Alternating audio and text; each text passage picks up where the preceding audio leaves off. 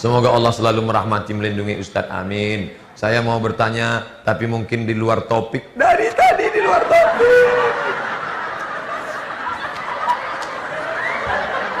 Bagaimana hukum jual beli saham Pak Ustadz? Saham tersebut dari perusahaan yang bergerak di bidang halal seperti perkebunan, konstruksi, tapi dalam menjalankan bisnis mereka terlibat dengan bank, biasanya mengandung unsur riba. Hampir semua perusahaan pasti terlibat dengan bank. Saya perusahaan menjalin kerjasama dengan bank. Lalu saya jual saham, saham bisa naik turun, pas beruntung naik, pas rugi hancur turun.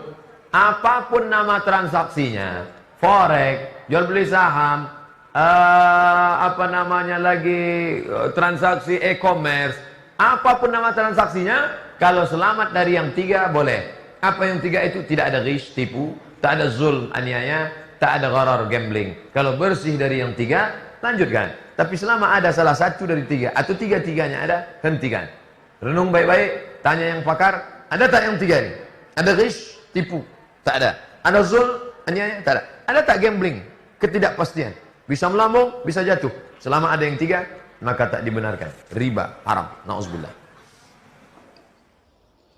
Bagaimana hukum investasi saham menurut Pak Ustadz? Jika di dalamnya tidak ada ghish, tipu, jika di dalamnya tidak ada zulm, aniaya, jika di dalamnya tidak ada gharar, gambling. Pahami dengan baik.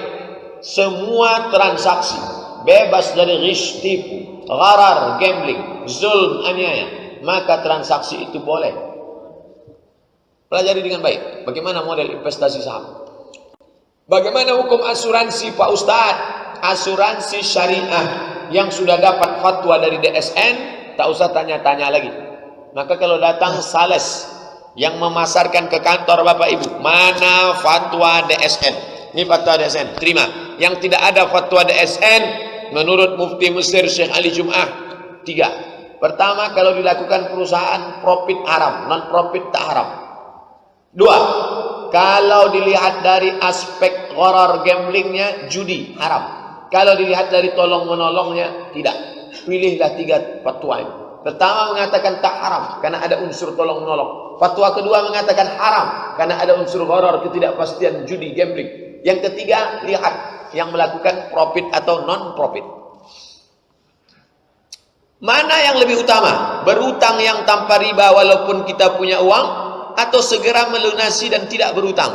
Segera lunasi, yang riba-riba segera tutup. Dirhamun minar riba, 1 dirham yang kau makan dari riba, asyaddu, lebih mengerikan, min sittatin wa thalathina zaniyah, lebih ngeri, lebih dahsyat daripada 36 zina.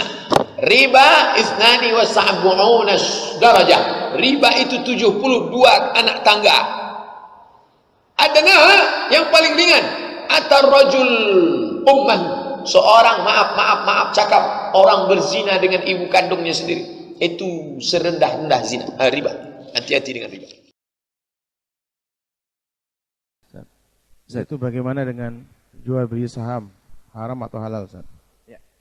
Saham itu tak ubahnya bagaikan surat kepemilikan barang, serupa dengan surat tanah, BPKB, kendaraan, ataupun bukti-bukti kepemilikan yang lain.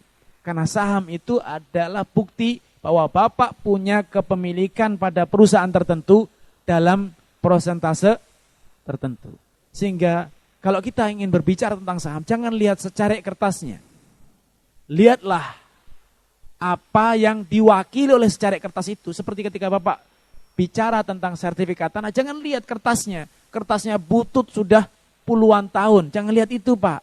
Lihat tanahnya yang berada di tengah kota di bundaran. Luar biasa strategisnya. Sama perusahaan, jangan lihat lembar sahamnya. Lihatlah perusahaannya bergerak di bidang apa. Halal, ya halal sahamnya. Kemudian kedua, ketika kita berbicara tentang perusahaan, kita juga tidak lepas karena kita sebagai pemilik, ya, pemegang saham itu berarti pemilik perusahaan, maka kita bertanggung jawab atas semua yang terjadi dan dilakukan oleh perusahaan tersebut.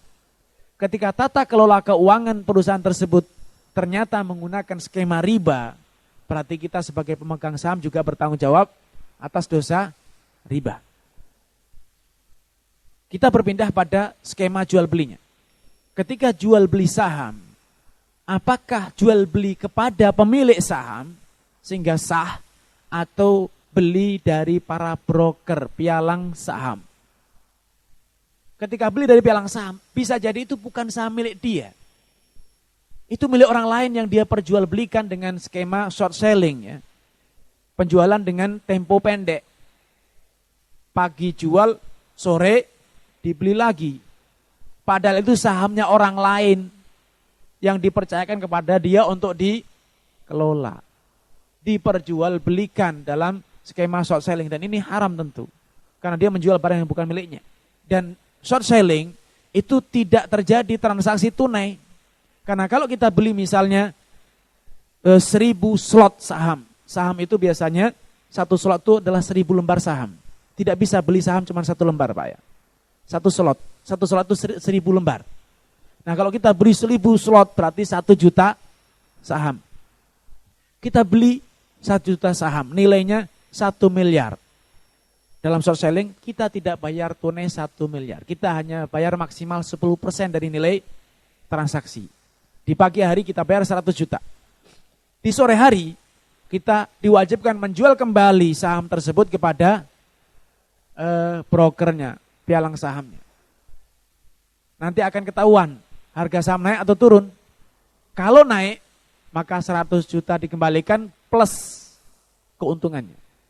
Kalau ternyata rugi, turun sahamnya, 100 juta dipotong nilai susutan tersebut, jadi kerugiannya, penyusutan nilai saham, kembali mungkin cuma tinggal 90, tinggal 80.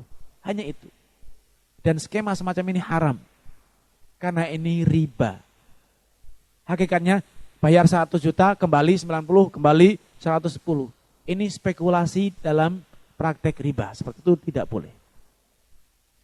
Ada skema jual beli saham yang juga bermasalah secara aturan syariat. Kadangkala, walaupun itu bukan short selling, tapi jual belinya dengan menggunakan pembiayaan. Karena saham perusahaan itu biasanya besar nilainya, Pak. Mahal. Maka akhirnya apa? Melibatkan pihak ketiga, perusahaan ataupun bank yang apa? Memberikan pembiayaan untuk beli saham. Maka kalau itu kita tempuh, kita jalankan, maka berarti kita terkena masalah riba tadi, Pak.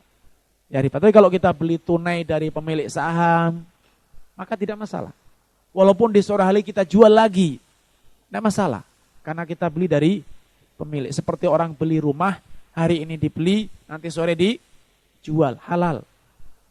Beli mobil, pagi dibeli, sore dijual, halal. Kalau kita belinya dari pemilik mobil. Wallahu ta'ala a'lam.